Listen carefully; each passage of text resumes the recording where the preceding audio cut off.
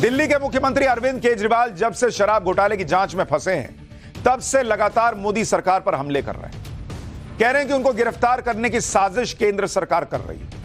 केजरीवाल आरोप लगाते हैं कि मोदी सरकार उनसे डर रही है, इसलिए उनके पीछे जांच एजेंसियों को लगा रखा है, जिससे केजरीवाल को जेल में डालकर खामोश किया जा सके। ईडी केजरीवाल को समन पर समन भेज रही है और केजरीवाल हर समन को इग्नोर कर रहे हैं। उल्टा ईडी से सवाल पूछते हैं कि किस आधार पर बुलाए हो जी, मुझे आरोपी मानते हो या मुझे गवाह मानते हो, किस लिए बुलाए हो। और ईडी के समन के खिलाफ अब तो केजरीवाल हाईकोर्ट पहुंच गए, लेकिन हाईकोर्ट में मामला उल्टा पड़ गया। हाईकोर्ट के जज के एक सवाल से केजरीवाल का पूरा नैरेटिव ही बिखर गया। हाईकोर्ट में केजरीवाल के सबसे बड़े राज का भी खुलासा हो गया। केजरीवाल का डर दुनिया के सामने आ गया। यानी जो केजरीवाल राहत के लिए हाईकोर्ट गए थे, वहां सिर्फ सवाल से केजरीवाल की बहादुरी की पोल खुल गई। दिल्ली हाईकोर्ट में आज केजरीवाल की याचिका पर जो सुनवाई हुई वो आपको पहले बताता हूं, क्योंकि बड़ा दिलचस्प है और इसी दौरान केजरीवाल का राज भी खुला। हाईकोर्ट के जस्टिस सुरेश कुमार कैत और जस्टिस मनोज जैन की डिवीजन बेंच ने मामले की सुनवाई की। ईडी की तरफ से एएसजी एसवी राजू हाईकोर्ट में पेश हुए। केजरीवाल की तरफ से अभिषेक मनु सिंघवी ने पैरवी की।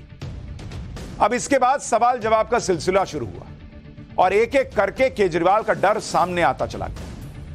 हाईकोर्ट ने केजरीवाल के वकील अभिषेक मनु सिंघवी से सवाल पूछा कि समन के जवाब में केजरीवाल पेश क्यों नहीं होते जी। केजरीवाल के वकील ने क्या कहा पता है आपको? कि केजरीवाल कहीं भागे नहीं जा रहे हैं, वो आएंगे, लेकिन केजरीवाल को सुरक्षा दी जाए। भले ही ईडी ये ना बताए कि केजरीवाल को आरोपी, संदिग्ध या गवाह किस रूप में बुला रही है। यहां खुल गया केजरीवाल का बड़ा राज। वो कहते रहे मैं इसलिए नहीं जा रहा हूं, उसलिए नहीं जा रहा हूं।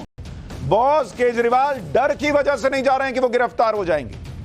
जो बाहर ये बोलते हैं कि मुझे डर नहीं लगता गिरफ्तार होने से, जिन्होंने सबके लिए कहा कि मनीष, संजय, कोई नहीं डरता गिरफ्तारी से, वो केजरीवाल इतना गिरफ्तारी से डरे हैं कि ईडी के सामने पेश नहीं हो रहे। और आज कोर्ट में उनके वकील ने कह दिया कि हमको नहीं जानना कि गवाह के तौर पर बुलाए हैं कि संदिग्ध के तौर पर बुलाए हैं, बस हमको सुरक्षा दे दीजिए।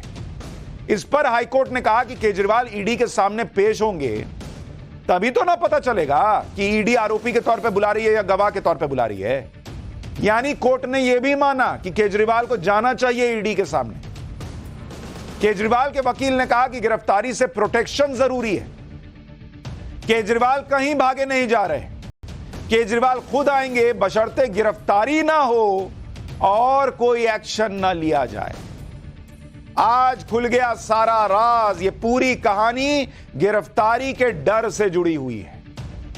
पब्लिक के सामने सीना ठोक कर कहते हैं मैं गिरफ्तारी से नहीं डरता, भगत सिंह को फॉलो करता हूं, लेकिन यही सुन सुनकर मनीष सिसोदिया बोल बोलकर चले गए जेल कि मैं भी नहीं डरता। संजय सिंह चले गए जेल, लेकिन खुद जब जेल जाने की नौबत आ रही है तो डर के मारे ईडी के समन से भाग रहे। इस पर हाईकोर्ट ने कहा कि आपको ईडी के सामने पेश होने से कौन रोक रहा है? हमने कई मामले देखे हैं, ईडी पहले या दूसरे दिन तो गिरफ्तार भी नहीं करती है। जब आधार होता है तो वो कारण बताते हैं और उसके बाद गिरफ्तार करते हैं। यानी कोर्ट समझा रहा कि जाइए ना बॉस, जाते ही थोड़ी ना अरेस्ट हो जाइएगा। इस पर केजरीवाल के वकील ने कहा कि ईडी वाले घर आते हैं और गिरफ्तार कर लेते हैं। भाई, संजय सिंह की गिरफ्तारी ऐसे ही हुई थी। मनीष सिसोदिया को फोन करके बुलाया और फिर अरेस्ट कर लिया।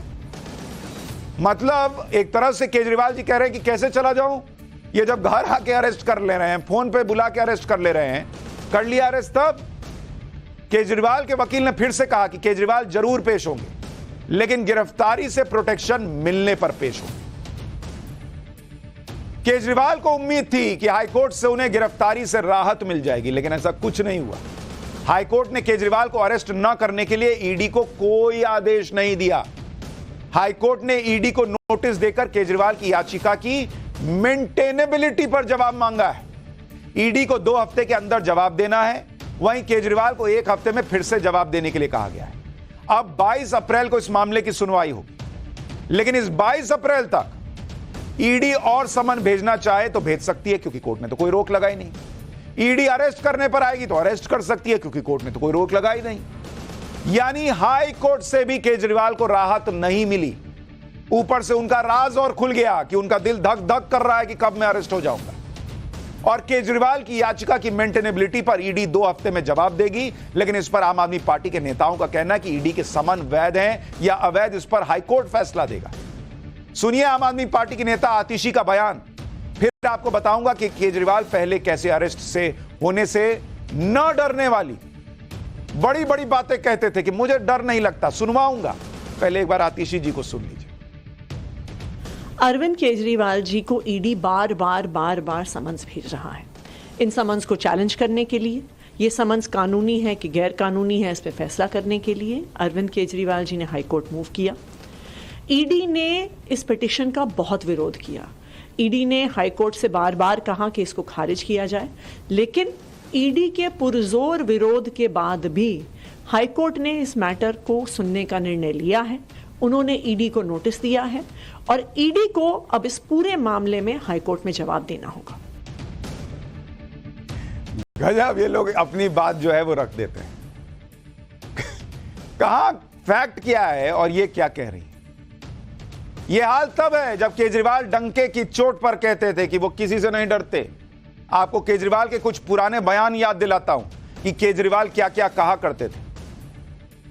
केजरीवाल कहते थे कि केजरीवाल जेल जाने से नहीं डरता, केजरीवाल गिरफ्तारी से नहीं डरता, मनीष सिसोदिया गिरफ्तारी से नहीं डरते, सत्येंद्र जैन जेल जाने से नहीं डरता, संजय सिंह जेल जाने से नहीं डरते, जेल भेजने की धमकी से हम नहीं डरते। यह अरविंद केजरीवाल कहते थे। आज जेल में बैठे हुए मनीष सिसोदिया, संजय सिंह, सत्येंद्र जैन सब सोच रहे होंगे कि हमको यह सिखाया कि जेल जाने से नहीं डरना है। हम आज जेल में बैठे हैं और सर जी को खुद इतना डर लगता है। आपको सुनाते हैं केजरीवाल के कुछ पुराने बयान जिसमें वो गिरफ्तारी से नहीं डरने की बातें कह रहे हैं। उसके बाद आपको बताऊंगा कि क्या 21 मार्च को केजरीवाल ईडी के सामने पेश होंगे या नहीं। अब ये धमकी दे रहे हैं, पिछले कुछ दिनों से मैं देख रहा हूं दिल्ली के अंदर रोज खड़े होकर धमकी दे रहे हैं, केजरीवाल को गिरफ्तार करेंगे, केजरीवाल को गिरफ्तार करेंगे। केजरीवाल के शरीर को तो गिरफ्तार कर लोगे, केजरीवाल की सोच को कैसे गिरफ्तार?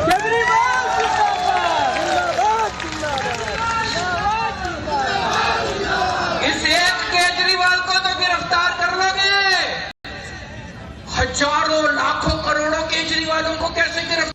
कल को अगर मनीष सिसोदिया चोरी करेंगे तो मनीष सिसोदिया केजरीवाल का कुछ नहीं लगता, उसको जेल जाना पड़ेगा। कल को अगर कोई हमारा मंत्री चोरी करेगा, ये मेरे कोई सगे नहीं लगता, इनको जेल जाना पड़ेगा। और मनीष, कल को अगर मैं चोरी करूंगा तो मैं भी तुम्हारा सगा नहीं लगता, मेरे को भी जेल जाना पड़ेगा। इतनी बड़ी बड़ी बातें की थी अरविंद केजरीवाल जी। अच्छा, एक बात यह भी बताएं, अगर लाखों करोड़ों केजरीवाल गिरफ्तार नहीं किए जा सकते तो वो गिरफ्तारी से क्यों डर रहे हैं? भाई जाएं ईडी के सामने, अरेस्ट होंगे तो होंगे। मनीष सिसोदिया भी तो जेल गए, कहते थे मनीष तैयार है, 7-8 महीने जेल में रहेगा, कोई बड़ी बात नहीं है। अपने लिए आज वो अंदर देखेंगे पाठशाला तो सबको कितना झटका लगेगा कि उनके साथ तो कुछ कहे, अपना कुछ हिसाब। शराब घोटाले की जांच के लिए ईडी ने केजरीवाल को 9वां समन भी भेज दिया है। इस समन में केजरीवाल को 21 मार्च यानी कल पेश होने के लिए कहा गया है। इस पर भी आज हाईकोर्ट में सवाल जवाब हुआ। हाईकोर्ट ने पूछा कि क्या केजरीवाल ईडी के 9वें समन पर गुरुवार को पेश होंगे ईडी के सामने। इस पर केजरीवाल के वकील ने साफ कह दिया कि नहीं जाएंगे। अगर ईडी कहती है कि वो केजरीवाल को गिरफ्तार नहीं करेगी तब हम चले जाएंगे। अगर कोर्ट किसी दंडात्मक कार्रवाई का आदेश नहीं देती कि भाई कोई दंडात्मक कार्रवाई नहीं होनी चाहिए, तब केजरीवाल पेश होंगे, नहीं तो नहीं जाएंगे बॉस। कहीं ईडी अरेस्ट कर ली तब, यानी ईडी के 9वें समन पर भी केजरीवाल पेश नहीं होंगे। और केजरीवाल ने बिना कोई बहाना बनाए सीधे कह दिया है कि गिरफ्तारी नहीं करने का भरोसा दीजिएगा तभी तो हम आऊंगा। अब जब खुद जेल जाने की नौबत आ रही है तो केजरीवाल कोर्ट से प्रोटेक्शन चाह रहे हैं, जबकि ये वही केजरीवाल है जिन्होंने अपनी ही पार्टी के एक नेता सोमनाथ भारती को सरेंडर करने के लिए कहा था। मैं आपको आम आदमी पार्टी के नेता और दिल्ली के पूर्व मंत्री सोमनाथ भारती पर उनकी पत्नी ने घरेलू हिंसा का जब आरोप लगा दिया था, कोर्ट से अग्रिम जमानत की याचिका खारिज होने के बाद सोमनाथ भारती गायब हो गए थे। उस समय केजरीवाल ने सोशल मीडिया पर क्या लिखा था, यह दिखाता हूं। यह 2015 का ट्वीट है, सितंबर 23। उन्होंने लिखा था कि सोमनाथ को सरेंडर कर देना चाहिए। वो भाग क्यों रहे हैं? वो जेल जाने से डर क्यों रहे हैं? सोमनाथ भारती पार्टी के लिए शर्मिंदगी का कारण बन रहे हैं। 2015 में सोमनाथ भारती जांच में सहयोग नहीं कर रहे थे तो वो शर्मिंदगी का कारण बन गए थे। आज की तारीख में केजरीवाल ईडी के 8 समन इग्नोर कर चुके, जांच में सहयोग नहीं कर रहे, कोर्ट में कह रहे हैं कि गिरफ्तार कर लेंगे ये लोग, इसमें कोई शर्मिंदगी नहीं हो रही। दूसरों के लिए अलग और खुद के लिए अलग नियम लेकर चलते हैं केजरीवाल। जिस शराब घोटाले की जांच में केजरीवाल ईडी से बच रहे हैं, उसी शराब घोटाले को लेकर सीएजी ने अपनी रिपोर्ट में क्या कहा है वो भी सुनिएगा तो हैरान रह जाइएगा। सीएजी की रिपोर्ट में शराब घोटाले से 2002 करोड़ रुपए के नुकसान की बात कही गई है। शराब घोटाले पर सीएजी की रिपोर्ट के कुछ पन्ने हमारे यानी टाइम्स नाउ नवभारत के हाथ लगे और यह रिपोर्ट केजरीवाल और आम आदमी पार्टी के दावों के बिल्कुल उलट है। आम आदमी पार्टी का दावा है कि नई आबकारी नीति से कोई नुकसान ही नहीं हुआ है। नई शराब नीति से तो दिल्ली सरकार का राजस्व बढ़ा, ये इनका दावा है। यही बातें 19 मार्च को मनीष सिसोदिया के वकील ने कोर्ट में भी कही थी। लेकिन अब सीएजी की आने वाली रिपोर्ट आम आदमी पार्टी के दावों की पोल खोल रही है। सीएजी ने अपनी रिपोर्ट में शराब घोटाले के बारे में जो लिखा है वो भी आपको सुनना चाहिए। सीएजी की रिपोर्ट केजरीवाल और आम आदमी पार्टी के एक दावे को गलत बता रही है। सीएजी के आने वाली रिपोर्ट के मुताबिक शराब नीति में गड़बड़ियां थीं और नीति लागू करने में भी चूक थी। लाइसेंस फीस में छूट देने और डिफॉल्टर्स पर एक्शन न लेने की मंजूरी कैबिनेट से नहीं ली गई, ये सीएजी की रिपोर्ट पे है। हर बोतल की बिक्री पर एक्साइज ड्यूटी लेने की बजाय 2019-20 के बिक्री आंकड़ों पर 10% ग्रोथ फैक्टर से एक्साइज ड्यूटी ली गई। जोनल लाइसेंस फीस देने के बाद रिटेलर को सरकार को रेवेन्यू दिए बिना कमाई की खुली छूट मिली। सीएजी की रिपोर्ट में कहा गया है कि आम आदमी पार्टी की शराब नीति की वजह से 2000 करोड़ से ज्यादा का नुकसान हुआ। यह नुकसान कैसे हुआ वो भी आपको दिखाता हूं। सीएजी के मुताबिक 941.53 करोड़ का नुकसान हुआ क्योंकि नॉन कंफर्मिंग यानी अयोग्य जगहों पर ठेके के लाइसेंस बांट दिए गए। 890 करोड़ से ज्यादा का नुकसान हुआ क्योंकि सरेंडर किए गए जोन में रीटेंडर नहीं हुआ। 144 करोड़ का नुकसान हुआ क्योंकि कोविड के नाम पर जोनल लाइसेंस फीस में बेजा यानी बिना वजह छूट दी गई। 27 करोड़ का नुकसान हुआ क्योंकि जोनल लाइसेंस पाने वालों से कम सिक्योरिटी डिपॉजिट लिया गया। यानी सीएजी की आने वाली रिपोर्ट से साफ हो गया है कि केजरीवाल सरकार की आबकारी नीति से दिल्ली को फायदा तो बिल्कुल नहीं हुआ, उल्टे नुकसान की बात 2000 करोड़ तक जा रही है।